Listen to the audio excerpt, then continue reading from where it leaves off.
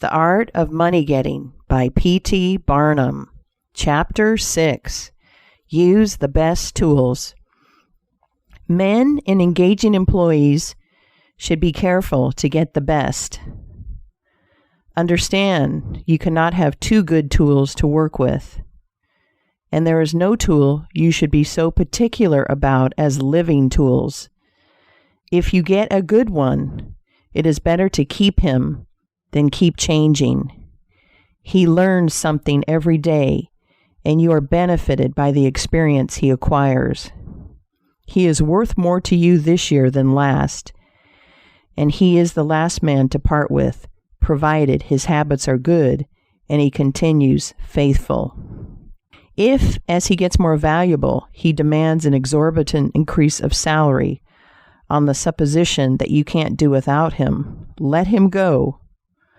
Whenever I have such an employee, I always discharge him first to convince him that his place may be supplied, and second, because he is good for nothing if he thinks he is invaluable and cannot be spared.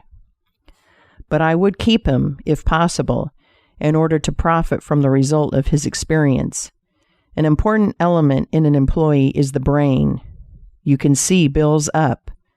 Hands wanted, but hands are not worth a great deal without heads. Mr. Beecher illustrates this in this wise. An employee offers his services by saying, "I have a pair of hands, and one of my fingers thinks." "That is very good," says the employer. Another man comes along and says, "He has two fingers that think." "Ah, that is better." But a third calls in and says that all his fingers and thumbs think. That is better still. Finally, another steps in and says, "I have a brain that thinks. I think all over. I am a thinking as well as a working man." "You are the man I want," says the delighted employer. Those men who have brains and experience are therefore the most valuable, and not to be readily parted with. It is better for them as well as yourself to keep them at reasonable advances in their salaries from time to time.